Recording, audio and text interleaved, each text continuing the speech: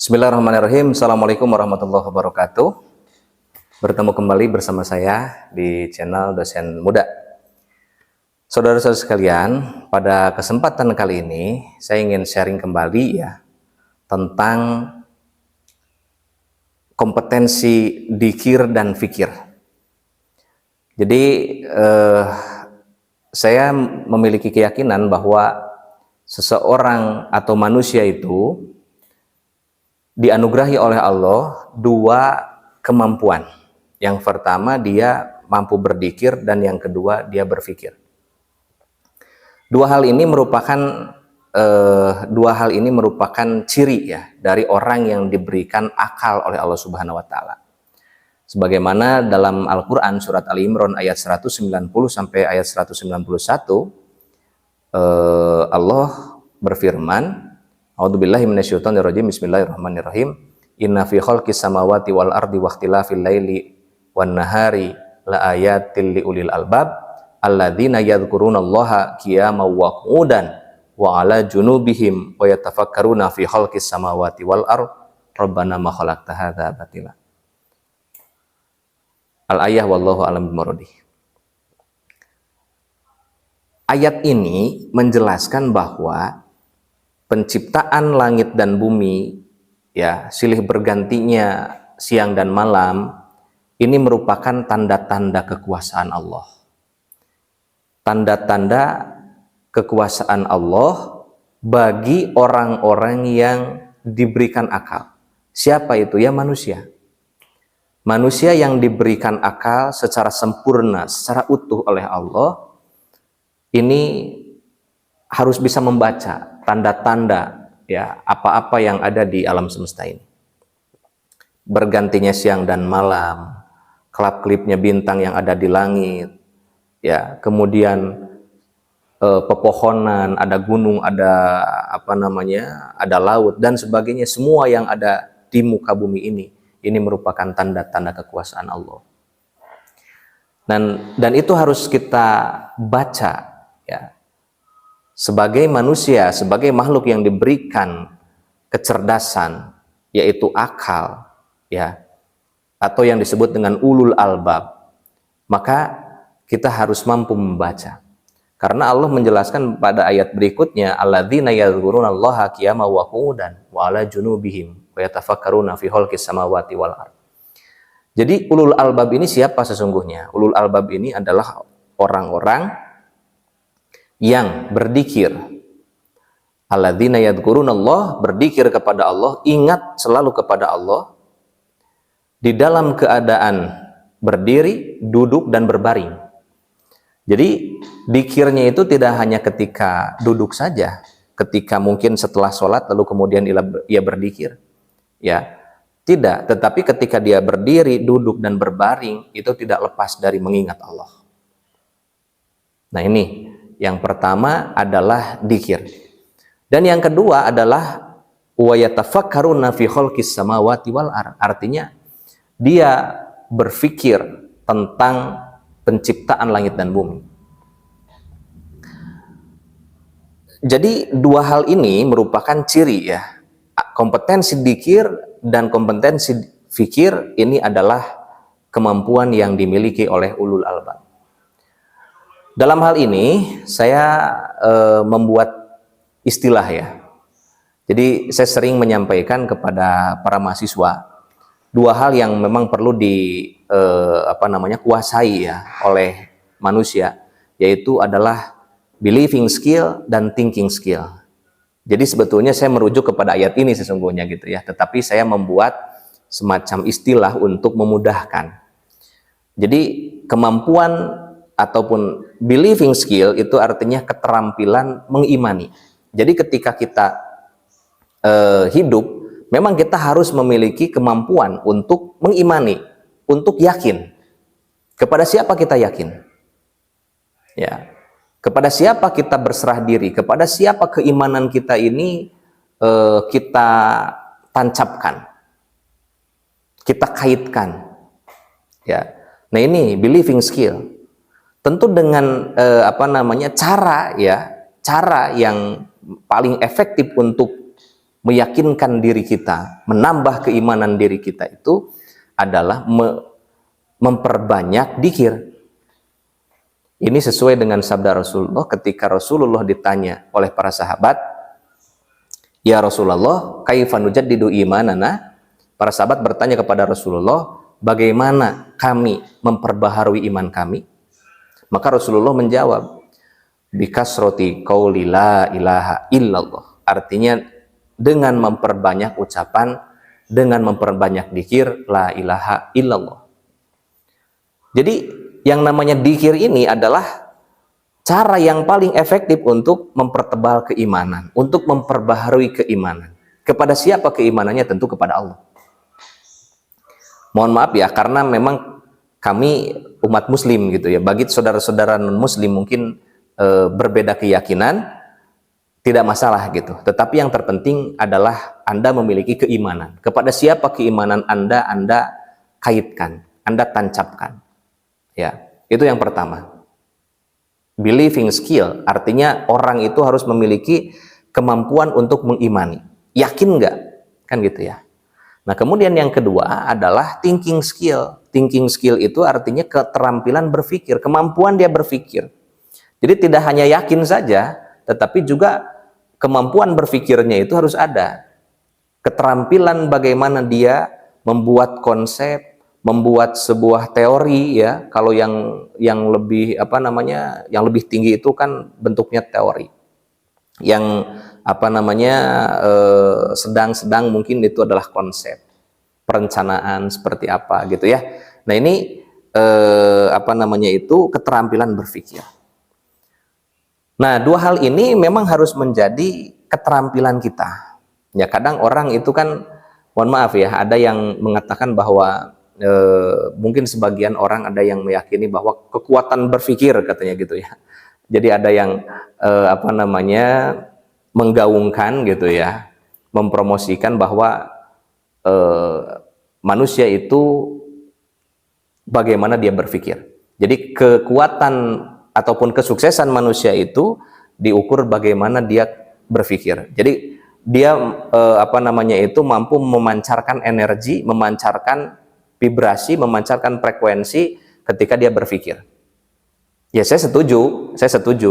Tetapi tidak hanya itu gitu loh ya. Jadi konsepnya itu saya meyakini bahwa tidak hanya dari pikiran saja, tetapi ada hal yang lebih penting adalah belief, keyakinan, yaitu dengan cara dzikir. Kalau tadi kan berpikir. Nah, kalau ini belief ini dengan cara berzikir. Dan bahkan di dalam ayat itu juga kan dzikir dulu baru berpikir gitu. Jadi harus memperbanyak dzikir baru berpikir. Nah, saudara-saudara sekalian, di dalam berpikir dan berzikir dan berpikir ini ada metodologinya, ada tata caranya, gitu kan? Banyak orang yang mungkin bingung gitu kan, bagaimana cara berzikir kita? Ya, apakah dengan mengucapkan asma Allah? Apakah dengan berzikir mengucapkan subhanallah walhamdulillah wala ilaha illallah Allahu akbar? Itu dzikir ya, atau ucapan-ucapan yang lainnya mungkin ya, dengan kalimat-kalimat thayyibah la ilaha illallah, itu juga dzikir ya. Bahkan afdolu dzikir yang paling afdol itu adalah kalimah la ilaha illallah. Afdolu ma qultu ana wan nabiyuna min qabli la ilaha illallah. Itu sabda Rasulullah ya. Ucapan yang paling utama ya, apa yang aku ucapkan dan apa yang diucapkan oleh para nabi-nabi sebelumku itu adalah kalimah la ilaha illallah. Jadi silahkan Anda pilih saja, apakah Anda mengucapkannya dengan kalimah la ilaha illallah atau subhanallah walhamdulillah wala ilaha illallah wallahu akbar, silahkan. Nah, tentunya Anda dalam hal berzikir ini juga harus punya guru gitu ya. Jangan sampai Anda mengamalkan wirid, mengamalkan dzikir tanpa ada guru, tanpa ada mentor. Ya, insya Allah nanti saya ingin sharing juga tuh tentang bagaimana guru gitu ya. Pada sesi sebelumnya saya sudah menyampaikan itu tentang kriteria guru, sudah saya sampaikan itu ya. Jadi guru itu ada beberapa macam gitu ya. Nah, dalam hal ini dalam berzikir pun kita harus punya guru itu. Jadi jangan sampai kita tidak punya guru ya, apalagi berkaitan dengan dikir ini. Kita harus punya guru. Nah, silahkan Anda cari gitu ya. Biasanya untuk belajar dikir ini masuknya ke tarekat. Biasanya ya. Jadi ada apa namanya itu tarekat-tarekat ya, torikoh gitu ya, yang mengajarkan bagaimana berzikir. Nah, kebetulan kalau misalkan saudara-saudara tanya apa tarekat saya ini adalah Torikoh Qadiriyah Naksabandiyah Pondok Pesantren Suryalaya, mursidnya Pengarsa Abah Anom, Syekh Haji Ahmad Sohibul Wafat Tajul Arifin. Jadi ini tarekat yang saya amalkan gitu ya, tarekat yang menggabungkan antara tarekat Qadiriyah dan tarekat Naksabandiyah. Jadi ini apa namanya hal yang memang penting ya untuk kita pelajari bagaimana cara berzikir. Intinya tujuannya dari berzikir ini adalah kesadaran gitu ya, sadar bahwa Allah itu adalah maha segalanya. Ya, sehingga kita mencapai sebuah kemakrifatan. Artinya memang Allah ini maha kuasa, Allah ini yang menggerakkan semuanya. Allah ini sang maha pencipta, Allah ini yang mengatur segalanya. Gitu. Sehingga dengan keimanan ini kita tentram. Hati kita tenang, pikiran kita jernih. Nah, inilah pentingnya kita berzikir. Ala bidzikrillah tatmainnul qulub. Ya. Dengan berzikir hati kita akan tentram, kolbu kita ini akan tenang. Jadi, bagaimana kita bisa berpikir dengan jernih? Ya tentu harus tenang dulu. Tenang dulu kolbunya, baru bisa kita berpikir dengan jernih. Makanya kenapa dalam ayat tersebut Allah mengisyaratkan untuk kita berzikir terlebih dahulu. Itu ya, jadi ini apa yang pertama ya, berzikir, cari cara bagaimana cara berzikir. Bahkan ada cara yang paling efektif, yang paling mudah, yang paling cepat ya untuk berzikir ini, untuk bisa sampai, untuk bisa wusul keterkaitan keimanan kita kepada Allah ini. Ya kalau umat muslim ini kan kepada Allah gitu ya. Nah ini tentu dengan cara dzikir. Dzikirnya yang seperti apa, silahkan Anda cari tahu sendiri. Nah, yang kedua, berpikir. Keterampilan berpikir juga ini harus dilatih. Kadang kita begini, kadang banyak orang yang mungkin masih bingung gitu ya, bagaimana sih menggunakan anugerah Allah yang sangat luar biasa ini. Apa namanya, otak gitu kan ya. Otak itu anugerah yang maha kuasa yang diberikan kepada manusia. Tetapi kadang bingung itu bagaimana cara menggunakannya gitu. Semua orang itu dianugerahi oleh Allah itu kecerdasan, ya. Ada otak di kepalanya itu, ya. Tetapi mungkin kadarnya penggunaan otaknya itu berbeda-beda. Ya, tentu ini harus kita asah gitu ya, harus kita olah bagaimana supaya kita mampu berpikir dengan baik. Jadi memang salah satu cara yang paling mudah untuk kita menggunakan otak ini ya, berpikir ini ya mungkin dengan cara kita belajar. Cara belajar formal ataupun non formal silahkan. Yang penting Anda bisa gunakan otak ini. Dan berpikir itu kan banyak macamnya ya. Ada berpikir secara global, ada berpikir secara apa namanya, secara luas, secara sempit seperti itu ya, secara panjang, secara pendek gitu kan, secara berpikir secara benar, secara salah, berpikir secara baik, secara buruk gitu kan. Ini semuanya berbeda-beda.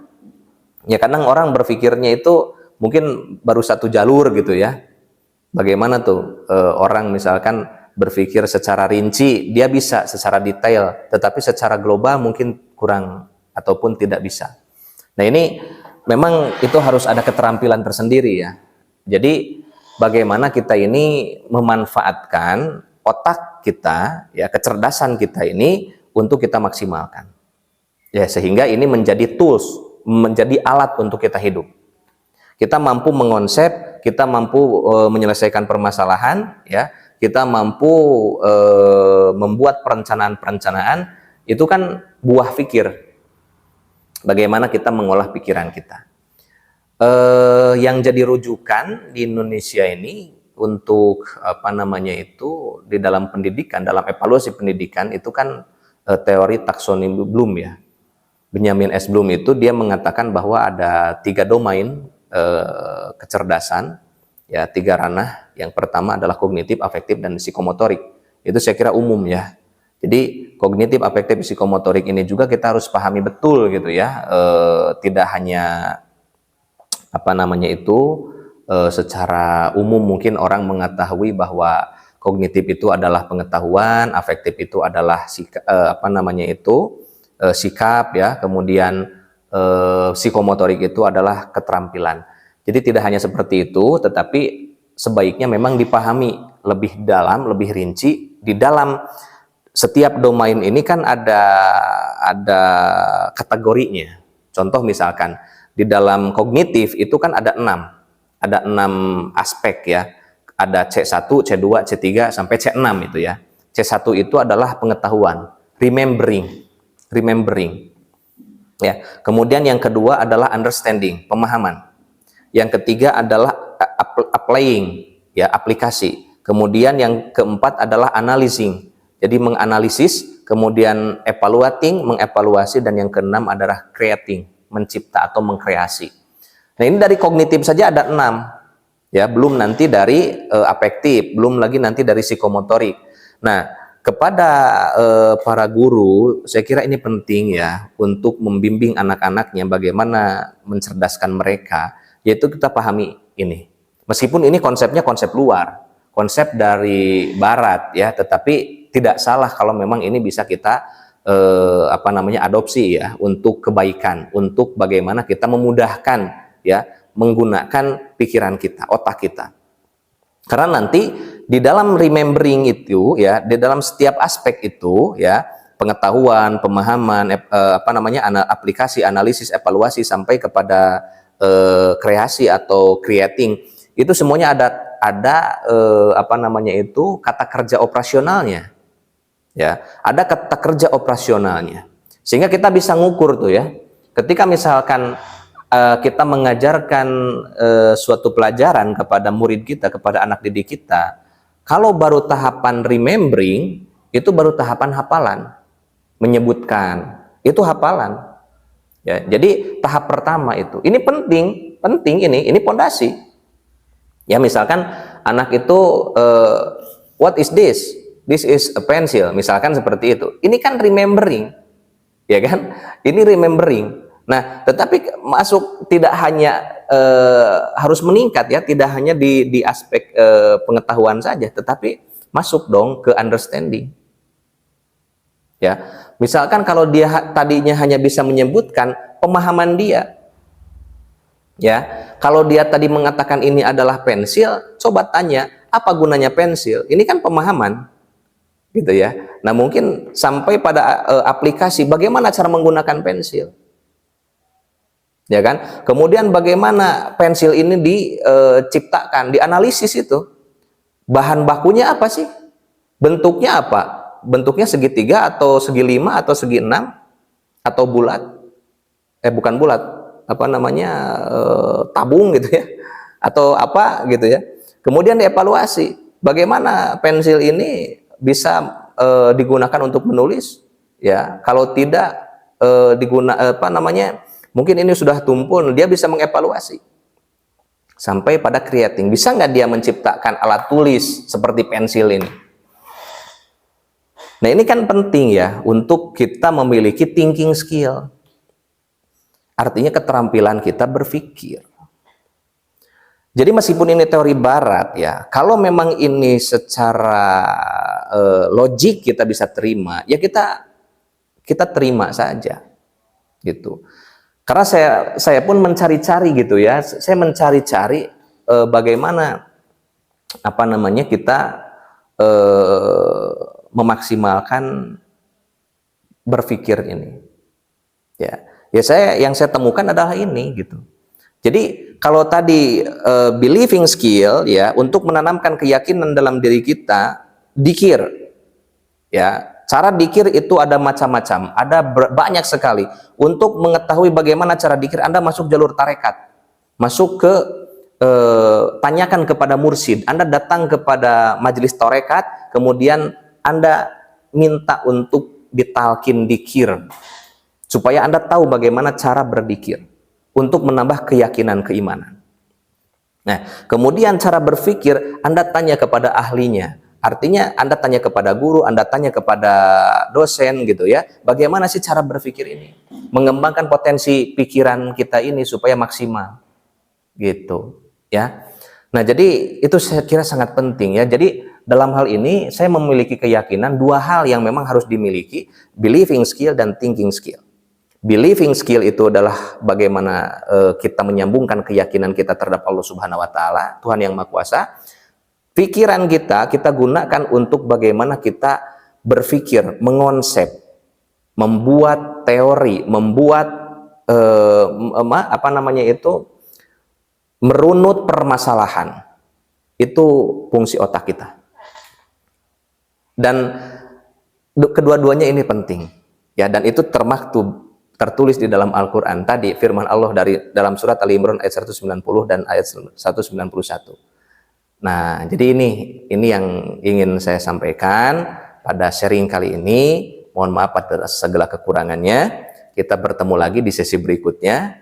Kita sharing, silahkan ambil yang baik-baiknya dan buang jauh-jauh yang jelek ataupun menurut Anda salah, silahkan.